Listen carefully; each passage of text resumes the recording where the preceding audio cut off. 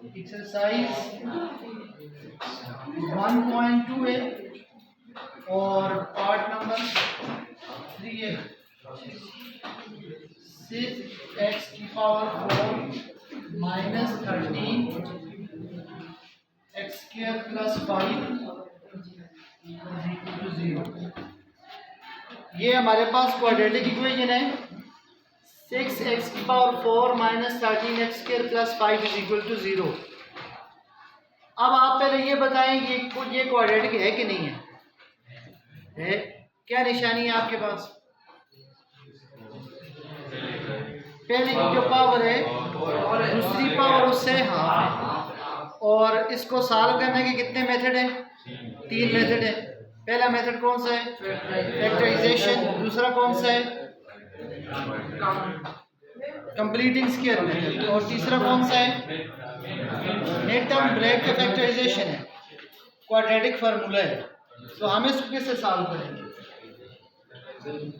By factorization.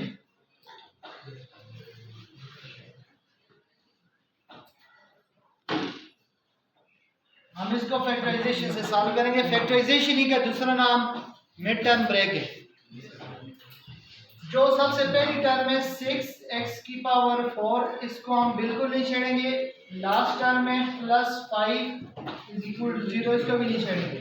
हमने सिर्फ किसको ब्रेक करना है? मिड टर्म को ब्रेक करना है। वो दो डिजिट जिनको प्लस माइनस करें वो 39, लेकिन मल्टीप्लाई करें तो 5 6 30 आना चाहिए। मल्टीप्लाई करें तो क्या आना चाहिए? 30, और प्लस माइनस करें तो क्या है? 13। कौन से दो डिजिट? 10 और 3। एक हमारे पास है माइनस 10x स्क्वायर, दूसरा है माइनस 3x स्क्वायर। अब देखिए माइनस 10 और माइनस 3 कितने हो जाते हैं? माइनस 13 और 10 3 30।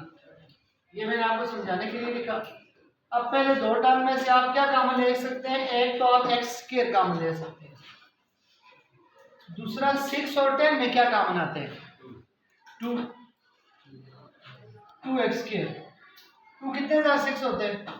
3x square minus 2 5 10। माइनस इन दोनों में कोई कॉमन नहीं है, लेकिन एक चीज कॉमन है। किसको हम कॉमन ले सकते हैं? इन दोनों में से हम किसको कॉमन ले सकते हैं? 5 तो हो ही नहीं सकता। इसमें से माइनस 1 कॉमन लेंगे, क्योंकि माइनस पहले है, माइनस को कॉमन लेंगे। Minus 1 3x square minus 5 is equal to 0। ये दोनों सेम है, इसका मतलब है क्वेश्चन क्या है? ठीक है, तो 3x square minus 5 into 2x square minus 1 is equal to 0। ये एक दफा किसी लिखे कि इन दोनों में ये कॉमन था।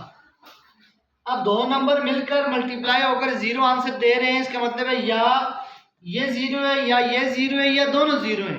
इसलिए हम दोनों को अलग अलग 0 की इक्वल पुट करेंगे। 3x square minus 5 is equal to 0, 2x square minus 1 is equal to 0। ये सर माइनस 5 है, सिर्फ आकर क्या हो जाएगा? प्लस 5। 3x स्क्वायर के नीचे इसके साथ मल्टीप्लाई हो रहा है, दूसरी तरफ आकर क्या हो जाएगा? डिवाइड। स्क्वायर को खत्म करने के लिए हम क्या लेंगे? स्क्वायर रूट लेंगे।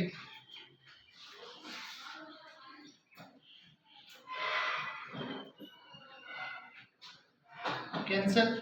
तो हमारे पास x का आंसर क्या आ जाएगा? Plus minus square root 5 divided by 3। अब दूसरी टर्म को आप लें। 2x square minus 1 is equal to 0, 2x square ये इस तरफ माइनस 1 है, इस तरफ आकर क्या हो जाएगा? प्लस 1 हो जाएगा। 2x के साथ मल्टीप्लाई, नीचे आकर डिवाइड हो जाएगा। स्क्वायर को खत्म करने के लिए हम क्या लेंगे? Square root. तो ये हमारे पास आ जाएगा x is equal to plus minus 1/√2, क्योंकि 1 का अंडर रूट तो 1 ही आता है। तो सोल्यूशन सेट क्या बनेगा, प्लस माइनस √5 डिवाइडेड बाई 3 और प्लस माइनस 1 डिवाइडेड बाई √2। ये टोटल कितने आंसर हैं, 4 आंसर हैं। रीजन क्या है, 4 आंसर क्यों आए, क्योंकि हाईएस्ट पावर जितनी होती है उतने आंसर आते हैं। तो ये इसका आंसर है।